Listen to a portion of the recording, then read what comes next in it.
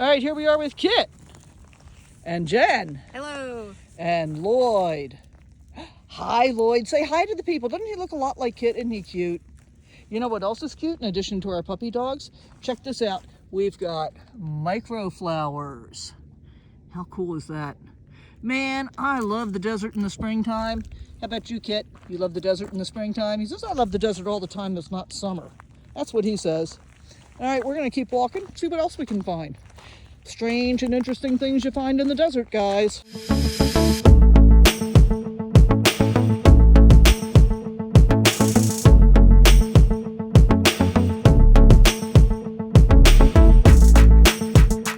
All right, so check this out.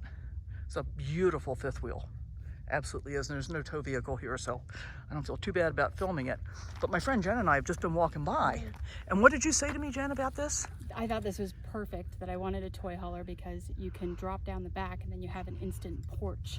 And then the other part of it is I like the idea of separating like any mechanical issues from my living space. So if I had a problem, a breakdown, I could leave the vehicle at the mechanic and then I could come back to my home. But then for a woman, for safety things, that brings up the point is, I can't just get in the front seat and drive away. Right. So that could be a little bit problematic, right? But there are some other choices that you might want to consider. Now, for me personally, I wouldn't do a toy hauler anywhere near this big. It's just way too much. It's heavy. It's hard to maneuver. And it's great if what you're doing is out boondocking. We're going to keep walking while we're talking. But if what you're doing is more urban stuff, imagine maneuvering that through a city. No. Yeah. Right? Well, yeah. That's he uses a Mack truck to drive that. So. Oh, it does. Oh, he does have a truck here. All right, so this is so cool. He's got an HDT, and if you follow Switch It Up, I'll put a link down below. They just are switching to an HDT with a ginormous trailer behind it, which is not quite ready yet. That'll be ready in I think March, they said. And so there are a lot of advantages to HDTs for full-timers that want enormous stuff. But for most of us, that's a lot. And for me in particular, as you know, I got a Class C. I don't tow anything. See, Lloyd will walk in front of his mom. Here, where's Kit? Where's Kit? Oh, there's Kit. Kit's behind me, where he always is. Well, he shouldn't be walking out front, and he's leading, but... I would like him to be at least next to me. That would be awesome. So I'm not willing to do it at this point, but a lot of people love to do it, which is get a tow vehicle. Good morning. Oh, yeah. Awesome. And you? To get a tow vehicle. And yes, that's the other thing. You can get a relatively small car and tow it behind a Class C. Yep. Got to be careful about tow ratings and all that kind of stuff. But that's another option. And then you've got the ability to be able to go off and sightsee. So one of the things that I know, I love being able to go park out in the middle of nowhere for a couple of weeks at a time. But by the time I get to the end of that couple of weeks, I'm like, I really want to see a little civilization. Oh, it might be nice to eat something that's not just the last canned food thing I've got left over that I haven't eaten yet, you know? And so from that perspective, it would be kind of beneficial. But one of the things to remember with a tow vehicle is if you're flat towing, in general, you can't back up with the tow attached. And if you're towing on a dolly, then you have all the difficulty of dealing with the dolly, even though you can back up. So for me at this point, still, having a tow vehicle is an unnecessary complication. I chose an RV that's small enough for me to drive and get into most places, most parking lots, and I have no objection to walking, so if I got to park a couple blocks away from something, that doesn't really bother me. But I think eventually I may reach the point that I want that extra, I can just go zip off and go do something. And I understand why people really enjoy that, but I'm not quite there yet. So, you know, when you think about all the possibilities, Jen. That's another one. Yeah, cargo trailer. Smaller, more manageable. Uh-huh. And we walked past, over here, we walked past a pop-up back there. Yeah. That was my first RV. Though, so that's my only thing about pop-ups. Yeah. I like the hard shell thought. Yeah, oh, definitely. And they make hard shell pop-ups too, by the way. Do they? Yep. I did not know that. Yeah. There you go. But downsides to pop-ups, because I've had one. Okay. You have to pop them up. Which means, good point. You know, like you go to the grocery store, or when I go to the grocery store in my Class C, I just roll my cart out to my door and unload my groceries and put them away. You can't do that with a pop-up. Right. So you'd have to have a cooler, be able to carry stuff in your tow vehicle until you get to where you're stopping and popping up and then load your stuff. Okay. But they're lightweight, they're easy to handle. And for the most part, at least the one that I have, which was about the size of the one back there, if you get in some place where you really just can't turn around and you're not good at backing up, you can disconnect it and spin it around all by itself because they're not that heavy. Right.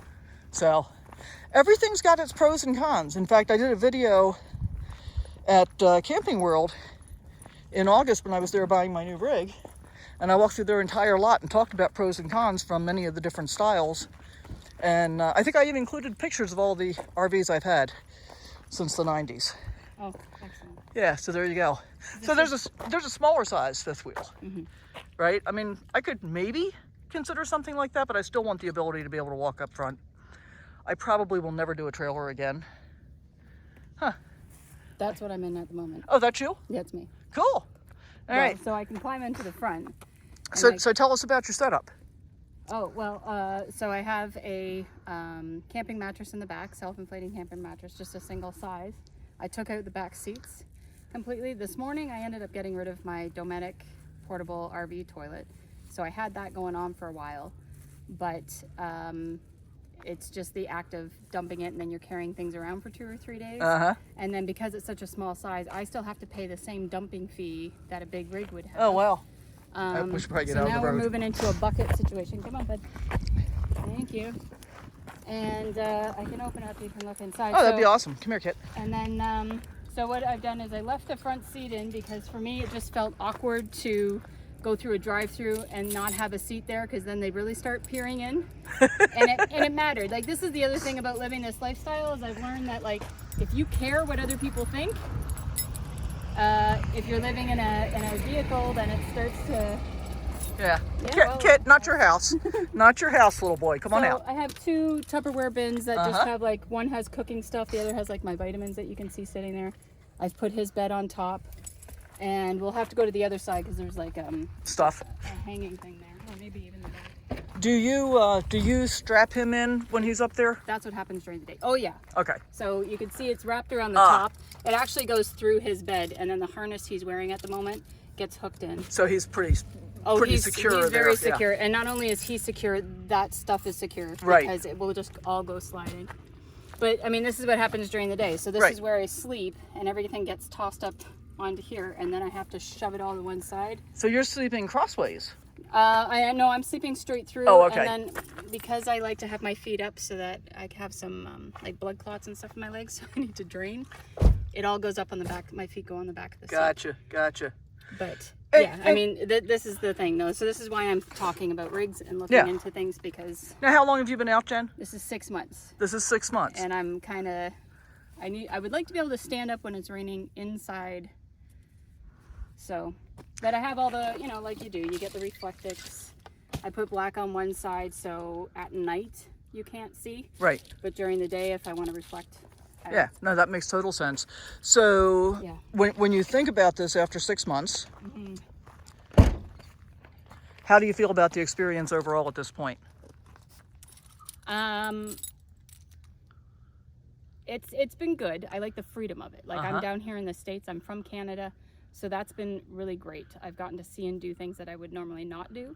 If I'm in an apartment, I'm in an apartment. I don't leave, I don't do anything. I go and I get the groceries and I go back home because I'm paying all this money for an apartment, so I never leave. So this has been great for adventures. But on the same token, just as something to think about is if you are in a small vehicle like this and you're in the city, which I have been doing, you have to move every day and you have to move multiple times a day.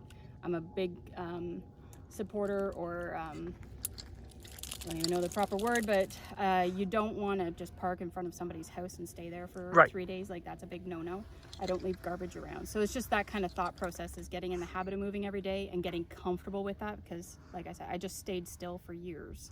Now, have you pretty much been in the States for the whole 6 months, or? No, this has just been 2 months of being down in the States, and the rest of the time I was in British Columbia, mostly on Vancouver Island in the city. So in BC and places like that in Canada, can you do like Walmarts or Cabela's, Bass Pro Shops, any of that kind of stuff? Walmart is a no-go, unless you're in smaller communities, remote communities, but big cities, No. pretty much no. Cabela's is a yes. Costco is a yes. I've We don't done have Costco. Cracker Barrel, but coming here I find very successful with Cracker Barrels, and Walmarts are still hit or miss for me anyway. Yeah, and they I are. could get away with it. Yeah, they are, particularly in the big cities, because there have been a lot of problems with people deciding to move in and live there. There's like, I know, well, I won't even say the city because they already have enough problems, but yeah, there's some people or some Walmarts that still allow it, but that's exactly it. There's people who have not moved for 6 months. Yeah. So let me ask you this. If you had a choice between not doing this at all or doing it in the car, where would you be? No, I would do it. I'm committed to this. Yeah. Especially now having the experience with the BML land. You can't go wrong with this. This has been an amazing experience. So for people who are watching for the first time and aren't familiar, Jen just said BML, it's BLM, Bureau of Land Management. just so you can go and do some research later. If you start looking up BML, you won't find things. Yeah, Canadian. We call it Crown land. It's federal land, right? Basically, yeah. Yeah, and it's just absolutely awesome. Now that's a nice rig. That's a big R-Pod. I think that's the biggest R-Pod I might have ever seen. That is. I almost bought an R-Pod before I bought my Lance travel trailer. I'm so glad I bought my Lance. It was a much better trailer. Was it? Yeah. And I mean, that's just it. I've had like 7 different RVs. And so I guess that's one of the things that I would encourage you and the people watching. The thing that you're in now or the thing that you're getting ready to buy is probably not going to be your permanent home. That's what I keep hearing. Yeah. Yeah. I mean, I'm on, just in 2.5 years that I've been on the road, I'm now on my 2nd motorhome.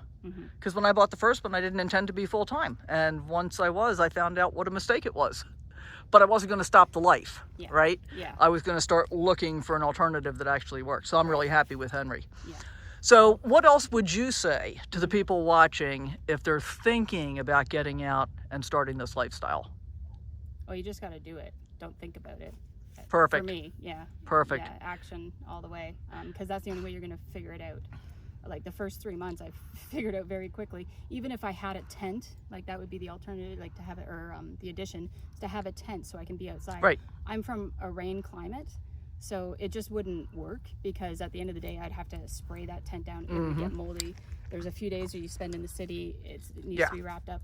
It just But wouldn't work. for being out here in the wintertime, Here, this might be a good tent would alternative to work. add. Yeah. Yeah. Hey, can we take a look in on this side? Would that be okay? Yep. Because I know we'll get questions if we aren't showing. I may or may not have cleaned my pans. Well, we're not talking about that. We're not looking at dirty dishes and stuff. That's why I tell people in real estate too. It's like, nah, I'm not here to look at that. I'm looking to see, what the house is. Well, that's where my shoes go, and then my cookware. And then, so at the moment we just have a big gap. So that's where my other reflective. That was where my toilet was. It fit in perfectly there. That is my camping mattress. So I just got cheap sheet from Walmart, cheap twin sheet. And then I have a mattress protector because it was like a zip up bag. Right. My mattress is inside with a foam top. Oh, great. And it actually is a Mondo King. So it's 7 feet long. So I fold it under and that levels that platform rather than building a wooden platform, which I do have. But then it wouldn't fit properly with the toilet. So that was my quick and easy. So water's on that side. You're going to go to the 5-gallon bucket, or you're going to go for a 2.5-gallon bucket? No. Yeah, 3 gallon. 3-gallon bucket. And I have the foam already. For the top of the noodles up there, I still have to cut. Perfect. Yeah. So if you bring the bucket back out for a second, because we may have some people that haven't seen this. So you can buy buckets in 2.5-gallon, 3-gallon, 5-gallon. And here's the biggest difference, guys, because I mean, truthfully, how big are you going to poop, right? The biggest difference is how tall are you. Yeah. And then you cut a pool noodle and place it over the top of the bucket. You're good, kid.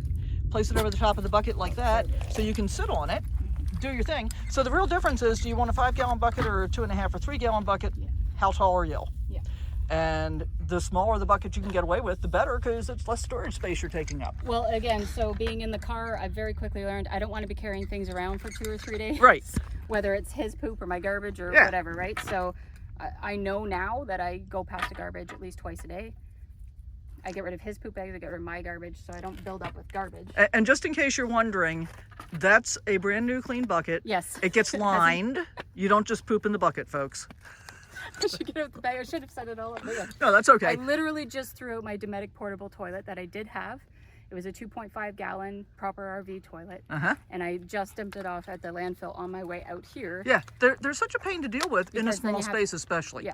My pop-up, I had one. And then yeah. chemicals to clean it out, scrub brushes to clean it out. Yep.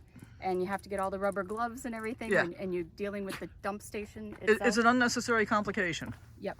So, I guess this is a Hyundai Tucson? It is I brought the Tucson to Tucson. Yeah, we're not far outside of Tucson at this point. We're here for the 2024 Ironwood meetup, by the way, which you might want to check out on Facebook. What year is this one? This is a 2013. And did you buy it new or used? No, I bought it used, and she's paid for, and that's the other reason why I'm doing this for a couple of months and really taking a look at all the different rigs. And like being at a meetup is perfect because you can stick your head and see how everybody's doing things. Because what's very popular is to get a Class B, but if you get one that's already kitted out, or even just the empty van these days, very expensive. So a Class C is actually cheaper. Or comparable, yeah. And then, yeah. And think about the space. I mean, I looked at Class Bs. I wanted to want a Class B because I love the idea of being able to fit in a single parking space. I take 4 just because I can. Because I don't want somebody getting so close to me that I can't get out of the parking place, so I just park over 4 lines. But I decided I couldn't live in a Class B. It was just too small for me. Yeah. So. Well, it's very narrow, so that was the other thing, is I have a yoga mat. I'd very much like to just be, like, that's all I need, but right now I would like to be able to put the yoga mat out. And that was one of the things for me too with my old one. My previous Class C, I didn't have enough room to put my yoga mat on the floor. Yeah. Let alone, anything else. So I do it outside occasionally, but not that often. Yeah. All right. Yeah. I think I'm going to say thank you for doing this with our audience and our friends. Thank you. And we're going to sign off because our dogs want to go Zoom now. And I don't think I can hold a camera and do that simultaneously. Thank you so much, Jen. Thank you, Sally.